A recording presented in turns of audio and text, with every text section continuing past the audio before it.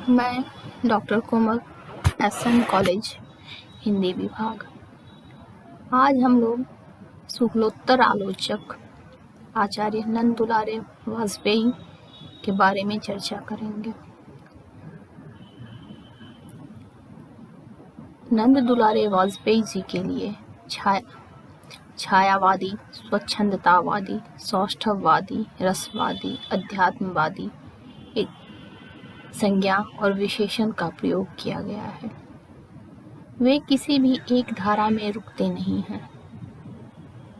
यह जहाँ तक उनकी विशेषता है वहीं तक उनकी सीमा भी है, क्योंकि विभिन्न धाराओं में भ्रमण करते हुए वे बहुत सारे असंगत तथ्यों एवं विचारों को एकत्र कर लेते हैं। नंद किशोर नवल ने उनकी आलोचना में विरोध के स्थान पर समन्वय और विवादी स्वरों के स्थान पर संवादी स्वरों का इसलिए उल्लेख किया है।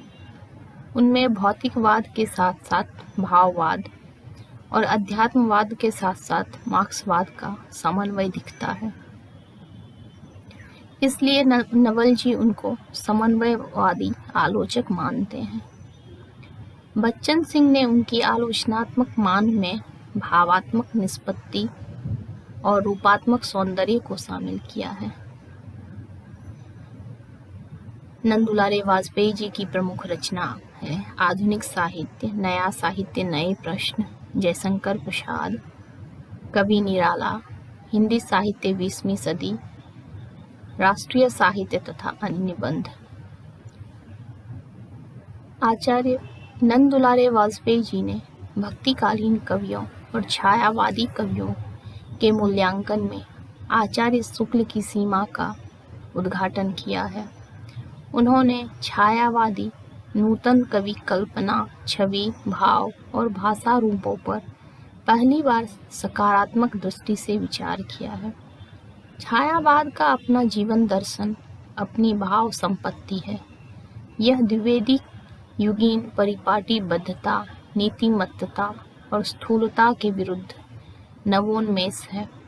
इनमें अनुभूति, दर्शन और शैली का अद्भुत सामंजस्य है और यह राष्ट्रीय चेतना के स्वरों से परिपूर्ण है, ऐसा वाजपेयी जी का मानना है। निराला की आलोचना करते हुए उन्होंने बुद्धि तत्व और अभिधात्मक काव्य शैली को आधार बनाया। जैनेन्द्र के सीमित दृष्टिकोण, वैविध्यहीनता, काल्पनिकता और हरासोन्मुख मूल्यों पर उनका तीखा प्रहार है। वाजपेयी जी शेखर एक जीवनी की मार्मिकता को स्वीकारते हैं, परंतु सामाजिक दृष्टि से इसे निमित्त रचना बताया। अस्क के उपन्यास को सजीव परंतु प्राणियों को निर्जीव कहा।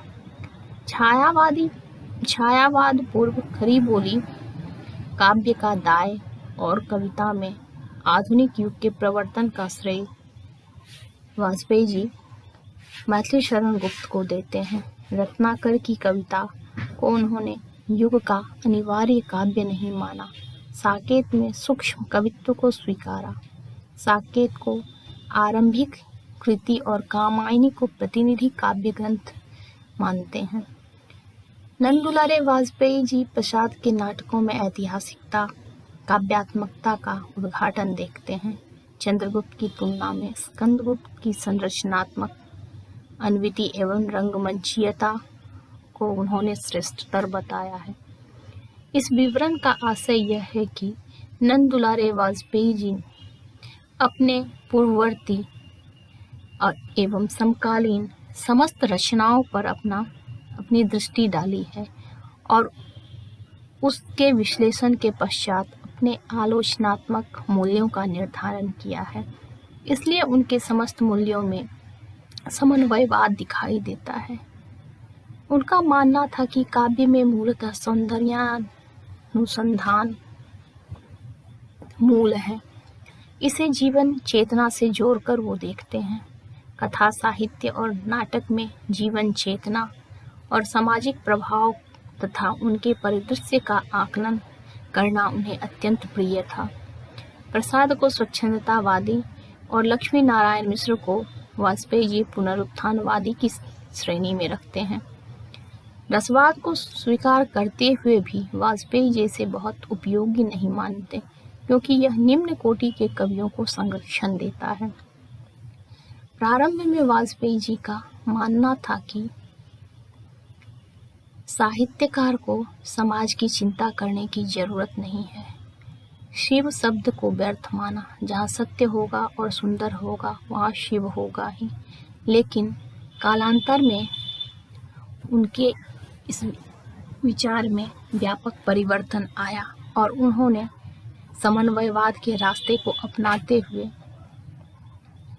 यह भी कहा कि साहित्य में समाज की चिंता व्यक्त होनी चाहिए। इससे इतर साहित्य उच्च कोटि का साहित्य नहीं कहा जाता। धीरे धीरे उनकी दृष्टि में सर्वत्र समन्वयवाद का प्रभाव दिखाई पड़ना शुरू हो गया। प्रगीत और प्रबंध की तुलना करते हुए उन्होंने प्रगीत को ऐसा शिल्प माना जिसमें कवि की भावना की पूर्ण अभिव्यक्ति संभव है। प्रगीत पर चर्चा करते हुए भी उन्होंने प्रबंध को प्रगीत की तुलना में अधिक श्रेष्ठ माना। उन्होंने शुद्ध कविता की खोज करना चाहा और आलोचना में सिद्धांत विहीनता का पक्ष लिया। उनकी यह मान्यता थी कि आलोचना किसी एक निश्चित सिद्धांत पर टिकी नहीं हो सकती, उसमें वैविध्य होना चाहिए, तभी समुचित आलोचना संभव है। वैविध्य का आशय यह है कि वह भाववादी भी हो, मार्क्सवादी भी हो, उसमें रसवाद को भी महत्व मिलना चाहिए, पुनरुत्थानवादी भी होना चाहिए, स्वच्छंदतावाद को भी स्थान मिलना चाहिए। आशय यह है कि उन्होंने काव्य में या काव्यालोचन में, साहित्यालोचन में समन्वयवाद को प्रश्रय दिया।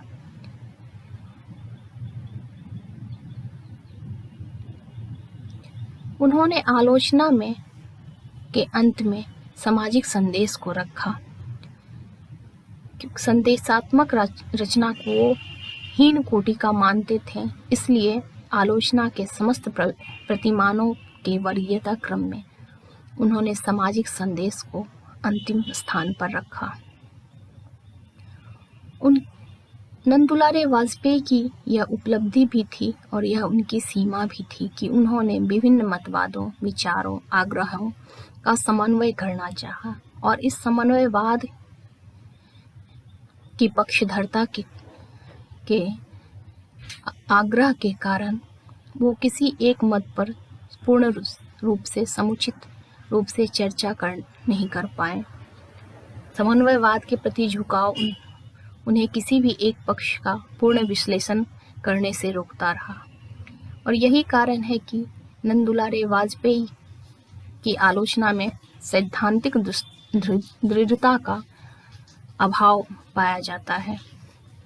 बावजूद इन सब सीमाओं के छायावादी कविता को प्रतिष्ठित करने का श्रेय श्री नंदुलारे वाजपेयी को ही दिया जाता है।